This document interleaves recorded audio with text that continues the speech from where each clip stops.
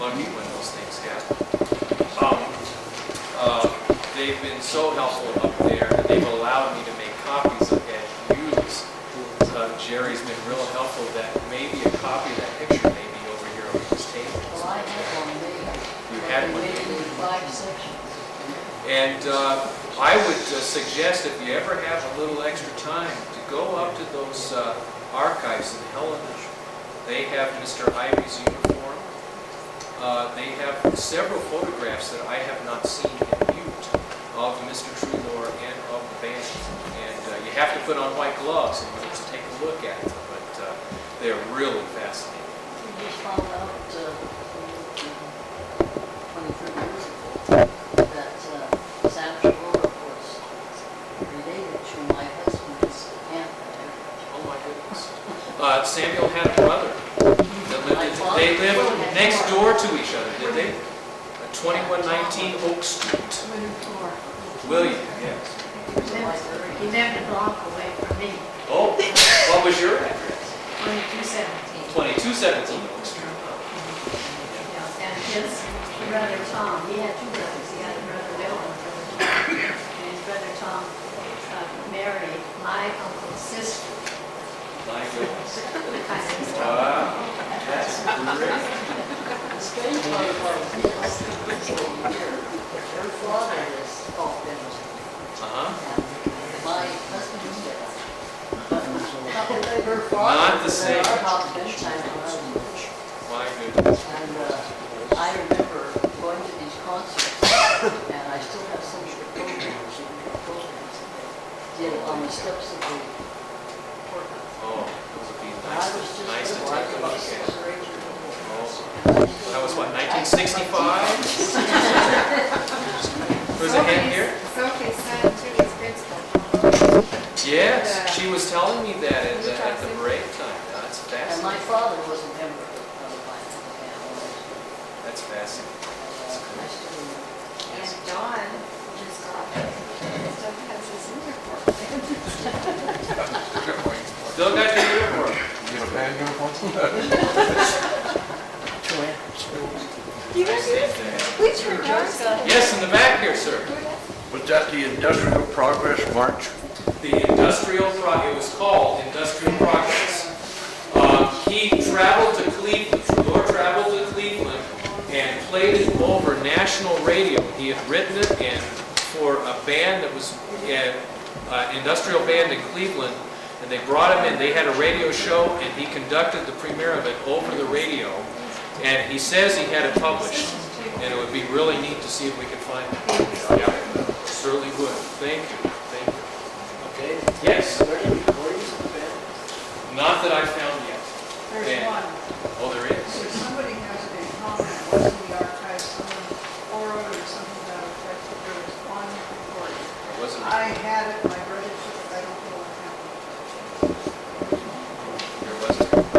Yes. When did it become not a brass band, but a full band movement? It started as a brass band. I think it branched out very, very quickly. Very, very quickly. I think that was because Samuel wanted a full concert band instead of just a brass band. Okay, when they won these 3 national competitions, was that brass? That was not, they were already a concert band. You can see they have all the woodwinds there. Yeah, they quickly branched out.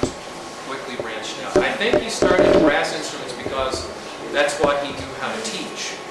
And so as when he was a teacher at the beginning, none of these musicians had any experience, so he was actually teaching as he went along. Mr. Lescovar, the really tall gentleman that has the car dealership, his grandfather was a musician, tells me that Tony. yes. Tony, he says that basically Tony had migrated to Helena, and actually Mr. Treloar contacted him and says, I hear you're a bassoonist, you need to be living in Butte. And he says that's the entire, he looked at that, he looked at the picture of Samuel Treloar when I put it on his desk, and he says, that is the reason why I'm living in Butte, Montana right now. And it was a 3-word phrase.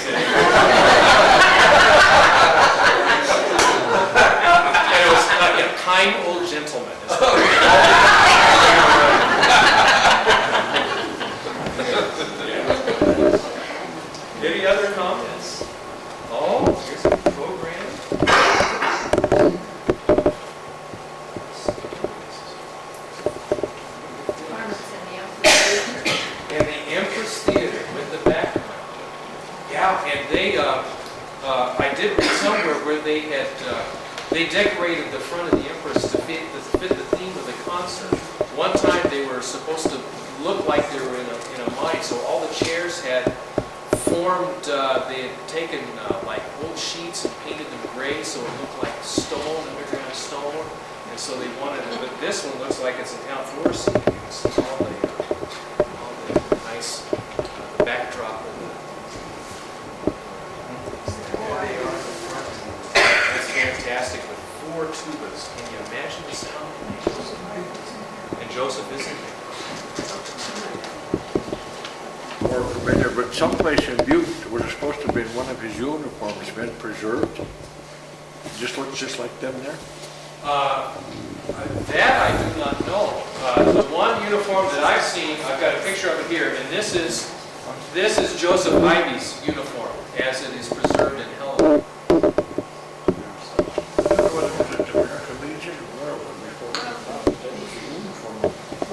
I don't know. That's it. Maybe we'll end up. As I understand, well, Samuel's there on the right holding a cornet. That's one of the last pictures we have of him actually playing instead of conducting. The sheriff and the deputy sheriff are standing behind them.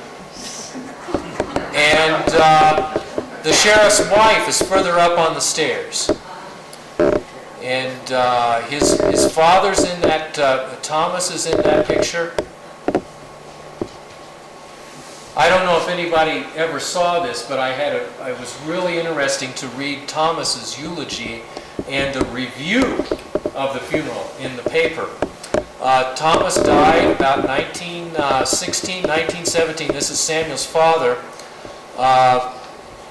They processed from uptown Butte, singing as a chorus all the way to Mount Moriah Cemetery.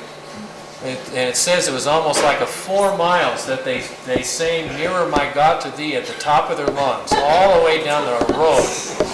And it was like a parade. It was like a parade. They sang and people lined this one. Look at the mud. And of course you see this is a Union Day parade.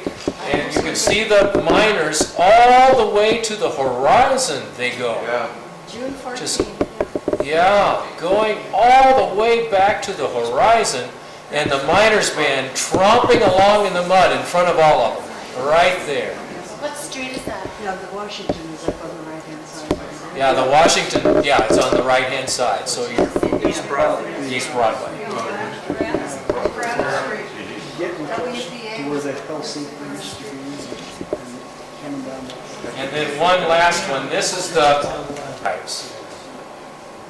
And he wrote, in his last years, he typed a book. It's about 160 pages long.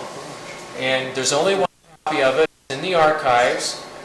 They will bring it out to you to let you read. And this photo is what's on the inside cover of that book. Mine's neat, mine looks like. He won in 1906. No, he did not. Progressive Men of Montana states that he made his living buying what were considered to be frivolous mining claims and then selling them to Eastern capitalists. He's gonna say they found it $300.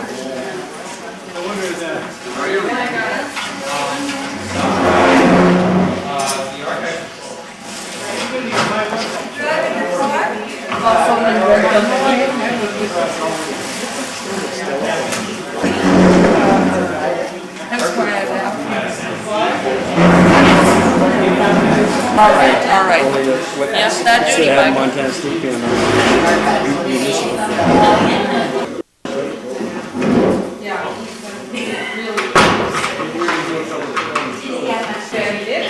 So you might want to keep on that for maybe next year.